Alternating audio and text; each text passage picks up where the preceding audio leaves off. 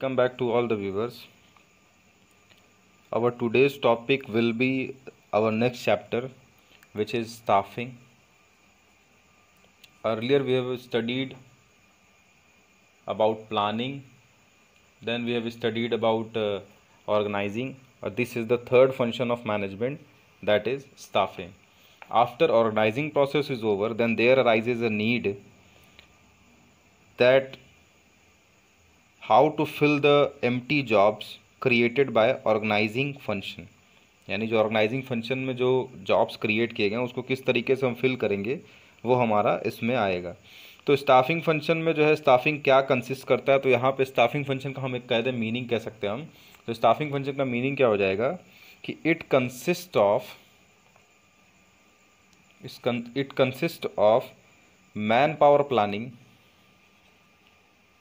Man power planning से related चीज़ें होंगी इसमें। देन रिक्रूटमेंट मतलब भर्ती करना। Then selection among the recruited employees, we will select the best and capable employees. Then training and development, उनको ट्रेनिंग दी जाएगी जो भी एम्प्लॉय आएंगे। देन कंपनसेशन मतलब उनको बताएंगे कितनी सैलरी वगैरह देनी है वो। देन प्रमोशन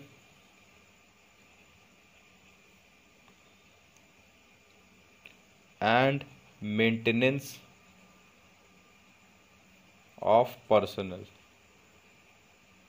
ये पूरा हमारा एक कंप्लीट डेफिनेशन है आपका स्टाफिंग का। स्टाफिंग क्यों की जाती है या क्या होता है, तो पूरा कंप्लीट डेफिनेशन हमारा स्टाफिंग का ये हो जाएगा कि स्टाफिंग में मैन पावर प्लानिंग होती है।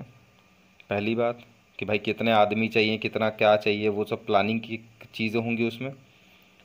दूसरी बात, प्लानिंग की चीज़ों के साथ ही साथ हमारे पास रिक्रूटमेंट होगा, यानी भर्ती करना होगा एक एक चीज़। यहाँ मैन पावर प्लानिंग होगा, कितने आदमी चाहिए, भर्ती करेंगे। Then selection of the best, then training and development देंगे, इनको सेलेक्ट किए, फिर कंपनसेशन सैलरी वगैरह। देन प्रमोशन, यानी अगर उनका काम अच्छा है तो उनको हम प्रमोट करेंगे हायर लेवल्स पे। एंड देन मेंटेनिंग या मेंटेनेंस ऑफ पर्सनल, यानी हम ये भी कोशिश करेंगे कि जो आदमी हमने जिसको रखा है वो आदमी हमारे ऑर्गेनाइजेशन में काफ़ी लंबे समय तक वर्क परफॉर्म करे।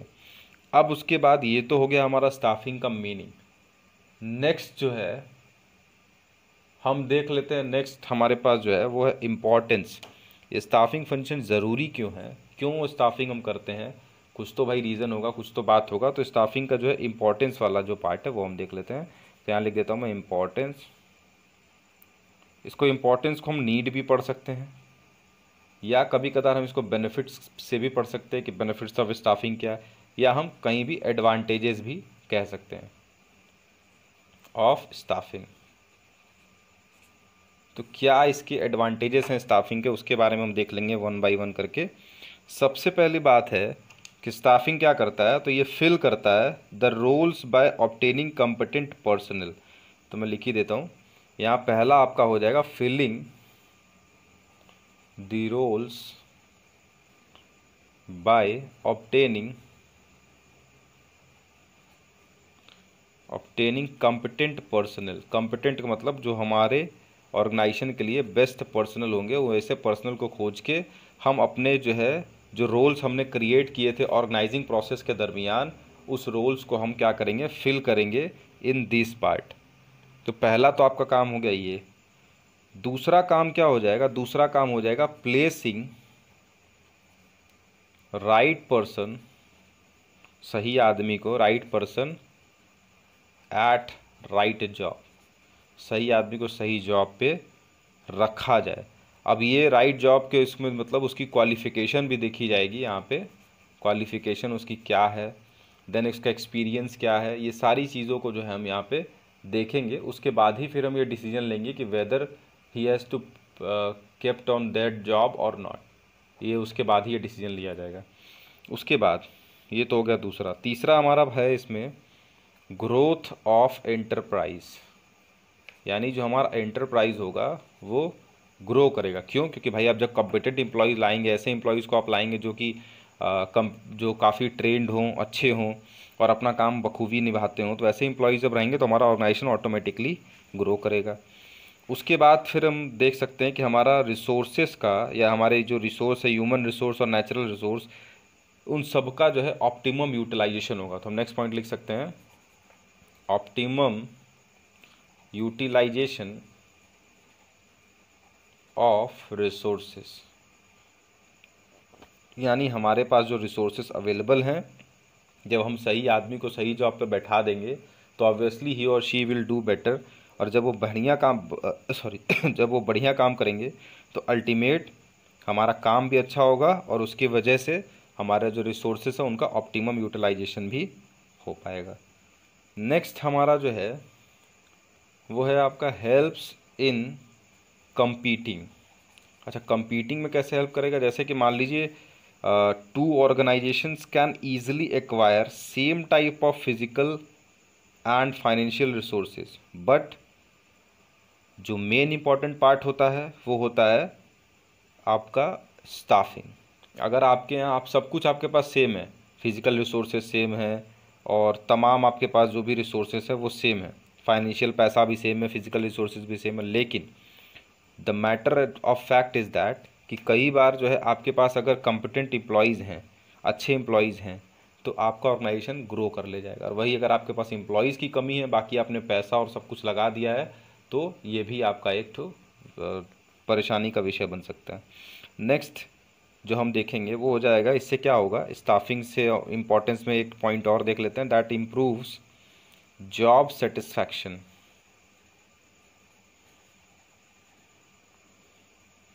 improve job satisfaction and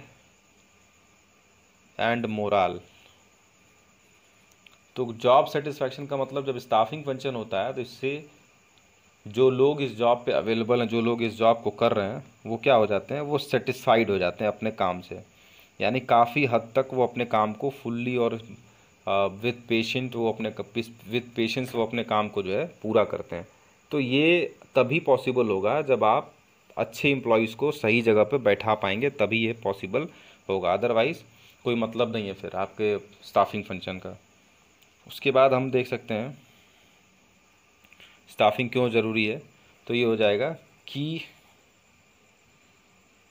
to effectiveness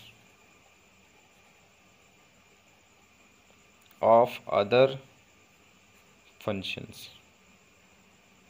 यानी ये हमारे लिए क्या हो जाएगा, ये हमारे लिए एक चाबी हो जाएगा, एक की हो जाएगा कि हमारे जो बाकी फंक्शंस है, यानी हमारे पास जो डायरेक्टिंग है, जो कंट्रोलिंग है, वो सब ज़्यादा अच्छे से परफॉर्म हो पाएगा अगर हमने स्टाफिंग काफ़ी अच्छे से, काफ़ी हद तक स्टाफिंग हमने परफॉर्म किया है तभी।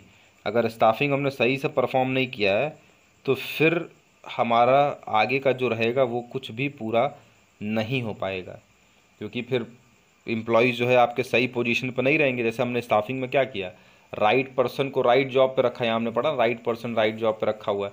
जब सही आदमी सही जॉब पे रहेगा विथ राइट एजुकेशनल क्वालिफिकेशन, तो जाहिर सी बात है ही और शी विल डू बेटर। जब बेटर करेगा तो अपने आप जो है आपका ऑप्टिमम यूटिलाइजेशन होगा रिसोर्सेज का, और उसके वजह से आपका इफेक्टिवनेस होगा। तो बाकी सारे फंक्शन तभी बढ़िया परफॉर्म हो सकते हैं जब आपका स्टाफिंग फंक्शन आपने अच्छे से किया होगा तभी। अगर स्टाफिंग फंक्शन में कोई दिक्कत है या स्टाफिंग फंक्शन अगर आपका क्लियर नहीं है, स्टाफिंग फंक्शन आपने सही से परफॉर्म नहीं किया है, then the other functions of management will lag behind. तो इसलिए ज़्यादा ज़रूरी है कि स्टाफिंग पे हम लोग क्लियरली करे हों और अच्छे से किए हों, तभी हमारे बाकी फंक्शंस भी सही वर्क करेंगे। उसके बाद फिर हम एक एक करके वापस से देख लेते हैं। तो सबसे पहली बात तो हमने देखा था कि इसका मीनिंग वगैरह क्या है। तो मीनिंग में हमने देख लिया था कि ये मैन पावर प्लानिंग से रिलेटेड होता है, या फिर रिक्रूटमेंट या सिलेक्शन या training and development of employees या कंपनसेशन ऑफ एम्प्लॉयज़ या प्रमोशन या मेंटेनेंस ऑफ पर्सनल के बेसिस पे ये सारा काम ये करता है। नेक्स्ट हमने देखा कि इम्पोर्टेंस या नीड के बारे में। तो इम्पोर्टेंस और नीड में हमने देखा कि इम्पोर्टेंस, ये स्टाफिंग फंक्शन क्यों इम्पोर्टेंट है, क्योंकि सोचिए आप कभी भी किसी भी ऑर्गेनाइजेशन में सब कुछ बढ़िया है, आपके पास सब कुछ अवेलेबल है, सब सारा कुछ आपने ऑर्गेनाइजेशन स्ट्रक्चर बहुत अच्छा सा बना लिया, प्लानिंग भी आपकी तगड़ी है, प्रोडक्ट भी आपने जो चूज़ किया वो भी काफ़ी अच्छा है, काफ़ी इफेक्टिव है, जैसा कि प्रोडक्ट अभी मार्केट में नहीं है, इनोवेटिव आइडियाज़ आपने जुटा के सब कुछ किया। लेकिन सब कुछ करने के बाद आपने जो है स्टाफिंग में आदमी गलत चुन लिए। तो अगर आपने आदमी का गलत चुनाव कर लिया, दैट मीन्स कि वहीं पे आप ख़त्म। फिर उससे सोचने वाली कोई बात ही नहीं है, वहीं पे आपका सारा कुछ ख़त्म हो जाएगा। तो इस वजह से ये ज़्यादा ज़रूरी है कि आपका जो स्टाफिंग, यानी जो स्टाफिंग फंक्शन हमने किया, रिक्रूटमेंट करना, सिलेक्शन करना और ट्रेनिंग डेवलपमेंट देना, ये सारा काम हम जो है फुल्ली और प्रॉपरली किए हों, तभी हमारे बाकी सारे फंक्शंस अरेंज हो पाएंगे। तो उसके बाद फिर हमारे पास इम्पोर्टेंस और नीड के बारे में है। तो नीड के बारे में हमने बताया कि जैसे जो भी रोल्स वगैरह हम लोग ऑर्गेनाइजिंग जब करते हैं, तो हमने नहीं बताया था डिपार्टमेंटलाइजेशन करते हैं। तो डिपार्टमेंटलाइजेशन में क्या करते हैं, हम लोग डिपार्टमेंट्स बांटते हैं और उसमें तरह तरह के लोगों की ज़रूरत को पूरा करते हैं कि भाई कितने लोग यहाँ चाहिए, कितने लोग दूसरे डिपार्टमेंट चाहिए, वो सारा हम लोग वहाँ पे देखते हैं। तो स्टाफिंग फंक्शन में उन्हीं एम्प्टी जगहों को भरा जाता है। कैसे भरा जाएगा, तो प्लेसिंग द राइट पर्सन, ये जो राइट पर्सन है, right person at right job करके भरा जाएगा। फिर आपका ग्रोथ ऑफ एंटरप्राइज, आपका एंटरप्राइज का ग्रोथ भी इसी पे डिपेंडेंट होता है, इसी पे टिका होता है। यानी किसी भी ऑर्गेनाइजेशन का ग्रोथ जो होगा वो आपका डिपेंड करेगा कि आपने स्टाफिंग कितने अच्छे से या कितना बेहतरीन तरीके से किया है। नेक्स्ट आपका ऑप्टिमम यूटिलाइजेशन ऑफ रिसोर्सेज, तो रिसोर्सेज का हमारा ऑप्टिमम यूटिलाइजेशन होगा पूरी तरीके से। हेल्प इन कम्पीटिंग, हमने अभी जस्ट बात किया कि कम्पीट करने में आपको हेल्प करेगा किसी और बिजनेस से, क्योंकि आपके पास फाइनेंशियल और जो आपके पास फिजिकल रिसोर्स जो कितना भी अच्छे ना हो जाए, लेकिन अगर ह्यूमन रिसोर्स आपके पास बेकार है तो आपका ऑर्गेनाइजेशन कभी भी ग्रो नहीं कर पाएगा। इसलिए ह्यूमन रिसोर्स अच्छा है, बाकी अगर आपके पास फाइनेंशियल और फिजिकल रिसोर्सेज कम भी हैं तो भी आप आगे बढ़ सकते हैं। Then improve the job satisfaction, तो जॉब सेटिस्फैक्शन और मोराल दोनों बढ़ जाएगा। मोराल का मतलब होता है ग्रुप मोटिवेशन, एक तरीके शॉर्ट में हम समझ सकते हैं। एक तो होता है मोटिवेशन, मोटिवेशन मतलब होता है inner urge to do something, एक अंदर से फील आना कि नहीं हम जो है करेंगे अब, तो वो होता है मोटिवेशन। और मोराल का मतलब होता है ग्रुप मोटिवेशन, जब एक पूरे ग्रुप को, एक समूह को ये फील हो जाए कि नहीं हम सब मिलकर काम करेंगे, ये हमको पर्टिकुलर वर्क दिया गया, ये इसको हम अचीव करना है, तो उसको हम लोग बोलते हैं मोराल। तो ये दोनों आपका इससे स्टाफिंग से बढ़ जाएगा। उसके बाद है key to effectiveness of other functions. अब ये बोला जा रहा है कि ये हमारा की होता है, ये हमारा चाबी होता है बाकी जो फंक्शन है। जैसे बाकी फंक्शन हमने पढ़े हैं POSDC, तो POSDC का मतलब होता है planning, organising, staffing, directing, controlling. तो planning, organising, staffing, planning organising हमने पढ़ लिया। स्टाफिंग पढ़ेंगे, स्टाफिंग के बाद डायरेक्टिंग, कंट्रोलिंग पढ़ेंगे। तो दोनों का जो है बेसिस, डायरेक्टिंग और कंट्रोलिंग का, या फिर इधर दोनों का बेसिस जो है, सबसे ज़्यादा बेसिस में आपका स्टाफिंग ही आता है। अगर आपने स्टाफिंग को गड़बड़ कर रखा है, स्टाफिंग आपने सही नहीं की है, तो बाकी सारे फंक्शंस अपने आप लैग बिहाइंड हो जाएंगे। तो इस वजह से स्टाफिंग फंक्शन क्या करेगा, एक लिंक क्रिएट करता है बिटवीन प्लानिंग एंड ऑर्गेनाइजिंग और इसके दोनों आगे वाले यानी डायरेक्टिंग एंड कंट्रोलिंग के बीच में, क्योंकि डायरेक्टिंग भी इंसानों को करना पड़ता है भाई, उन्हीं को हम डायरेक्ट करेंगे, सुपरवाइज करेंगे, मोटिवेट करेंगे, लीड करेंगे, गाइड करेंगे, उन्हीं को करेंगे। लेकिन अगर हमारा वही बेकार है, हमने स्टाफिंग गलत किया है, तो वहाँ भी हमारा अच्छा नहीं हो पाएगा। तो आज की वीडियो में बस इतना ही देखेंगे हम लोग। नेक्स्ट वीडियो में हम देखेंगे स्टाफिंग प्रोसेस वगैरह की आगे की चीज़ें देखेंगे, staffing process, elements of staffing वगैरह हम लोग नेक्स्ट वीडियो में अपने कवर अप करेंगे। Thank you for watching this video.